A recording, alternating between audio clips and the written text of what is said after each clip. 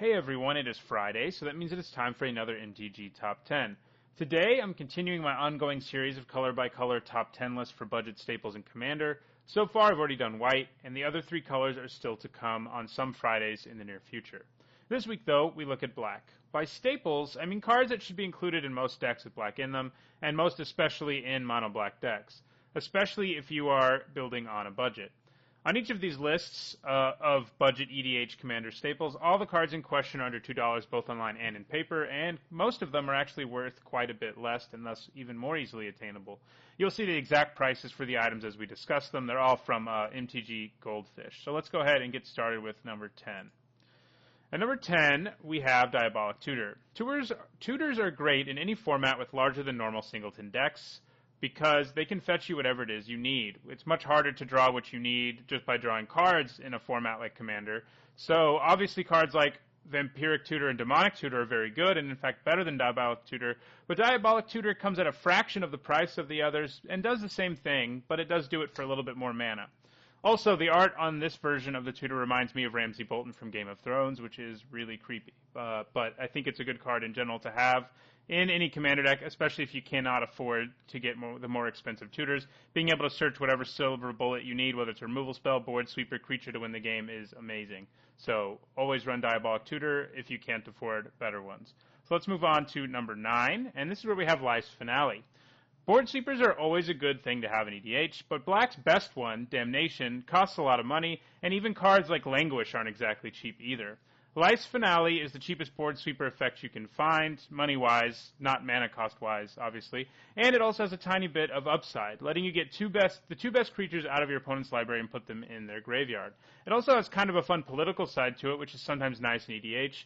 If you are playing against someone who is a Reanimator deck and want an alliance with them to help take down the other people at the table, giving them their reanimation targets is pretty good and does create some interesting political machinations at your table. So let's go ahead and move to number 8, where we have Hero's Downfall. Having removal spells that can hit more than one thing is pretty important in Commander, and Hero's Downfall hits arguably the two most powerful card types, creatures and planeswalkers. It isn't always easy to take down a planeswalker in EDH, and if you do, you often have to take a bit of a tempo hit because you have to swing your whole team at it. In this case, you can just pay 3 mana to deal with their problem walker or the best creature they have out there, and at instant speed. And I think it'll probably continue to go down the longer it's out of Standard. It does see a little bit of play in Modern, but I don't know how long that will last. So let's go ahead and move on to number 7.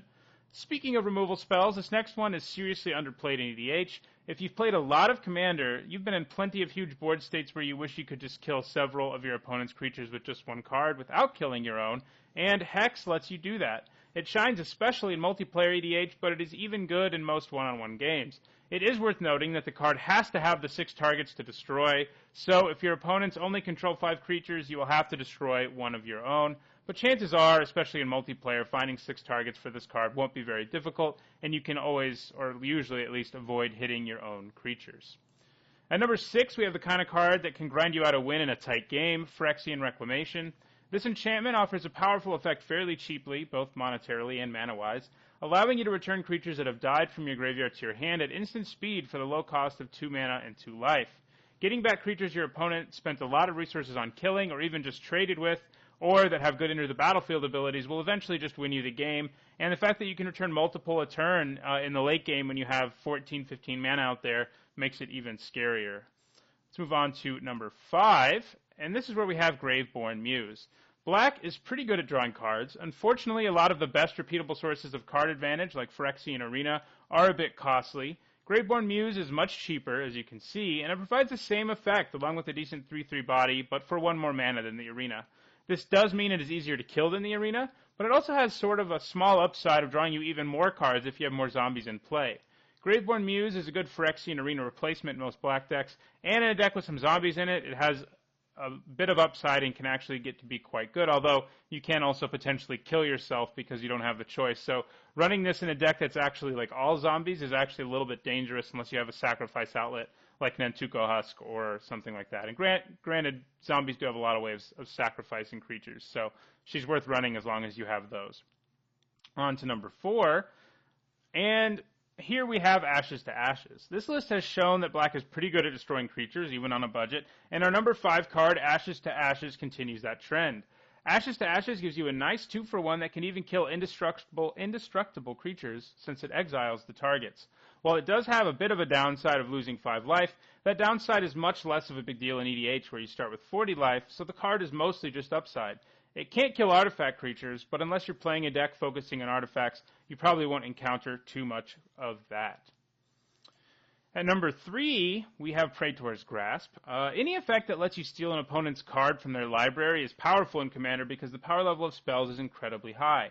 Praetor's Grasp is one of the best spells in the game at this because of its flexibility. You can steal any card in your opponent's deck without even revealing it to them, and then you can hold on to it for a rainy day or use it in the nearer future if it can just straight up win you the game. Praetor's Grasp is very strong and underplayed in EDH, and I think that should probably change, but pick one up before other people start realizing how good it is there and the price goes up. So let's move to number 2, where we have Profane Command. All the commands are Commander staples, which is kind of funny because I think the commands, they at least predate Commander being called Commander. It was still called EDH, Elder Dragon Highlander, before the commands came out. And it's just kind of funny that the commands are all good in Commander, but most of them, especially the green, white, and blue one, are all too expensive to be considered budget. Black is lucky enough to have their command be cheap enough that it is considered a budget card. I mean, look how cheap it is on the screen. And that's why it makes our list at number 2. Modal spells are always pretty strong in general in Commander because they bring you a great deal of flexibility. Profane Command is great because each of its effects is pretty powerful, and like the other commands, you get to pick 2 of them. What's more, in EDH, games last a long time, so casting this where X is 10 really isn't out of the question, and that can just win you the game on the spot if you're draining your opponent's life and giving your creatures fear and swinging at them. The fact that it can also reanimate a creature with converted mana cost X, or kill a creature makes it even better. It's just always going to be at least 2-for-1, basically, and it's just a very strong card. It's especially strong in latter stages of the game, but you're almost always going to get there. It's kind of a great thing to tutor for with Diabolic Tutor, which also made our list in the later stages of the game because it can just win you the game on the spot.